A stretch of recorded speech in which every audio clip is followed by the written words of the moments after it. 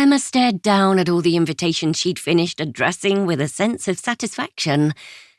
It had taken a little convincing, but her brother had finally agreed to allow her to have a house party for Christmastide. Henry didn't know why she wanted to have one. However, Lila did, at least to a certain degree. She hadn't outlined her revenge plan to Lila, but she was one of the original Wallflowers in the pact. Lila had been the first one of them to seek her revenge. It should have bothered her that Lila aimed to achieve vengeance against her own brother, but Emma knew the truth, so she had agreed to help Lila. Henry, in his drunken stupor, had fallen prey to an ambitious lady's scheming. While he hadn't been without culpability, it had not been entirely his fault. Lila and Henry had fallen in love.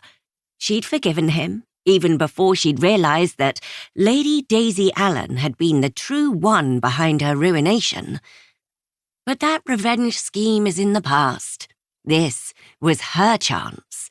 She would ensure that a few choice individuals understood the error of their ways. The invitations were officially coming from Lord and Lady Harcrest, so her quarry would not know that she was the one that had sent them. That was the beauty of her plan. No one would suspect a thing. She grinned with glee at the thought. This Christmastide she would get the greatest gift of all, her vengeance. "Are they all completed?" Lila asked. She stood in the doorway to the drawing room. Emma nodded. "I sealed the last one a moment ago." She held up the stack of invitations. "They just need to be posted." Lila strolled over to the writing desk and held out her hand. "I will give them to Henry." She picked up the invitations. She tapped the stack. "Are you certain you wish to do this?" "I am," Emma said. "There are some things I've never told you, things I've told no one." Her years at finishing school still haunted her. How could she even begin to explain it to Lila? Sometimes she did not understand it herself. "I need this." Lila nodded. She brushed back a loose strand of hair behind her ear. "I understand, you know I do," she sighed. "Sometimes revenge doesn't turn out how we wish it to." Emma grinned. And sometimes it gives you more happiness than you could ever have imagined." She wiggled her eyebrows. "Like finding the love of your life and finally living the life you always dreamed about." "There is that," Lila agreed. "But I am certain that isn't the norm." "It's worked out all right for Cora and Victoria as well," Emma said. "I think revenge just might be the answer to finding one's true love," she said, wiggling her eyebrows. Lila laughed. "That's ridiculous," she sighed.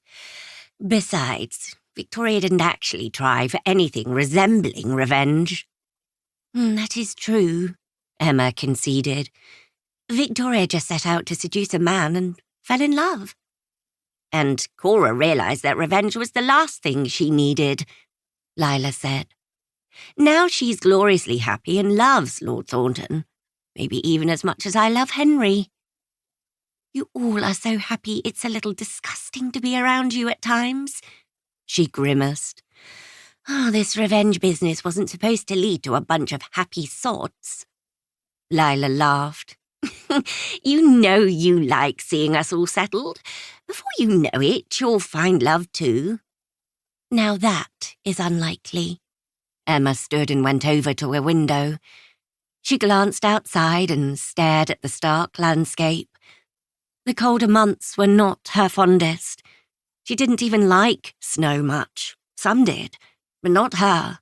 It was messy and wet and made things just inconvenient. She'd much rather a warm summer day and the colours of life to greet her. Roses in full bloom, trees flush with green leaves, and a pond full of lily pads. The frozen land of winter she could do without. to keep listening to this audiobook. I've left you a link in the description so you can do it, at no cost thanks to Audible's 30-day free trial.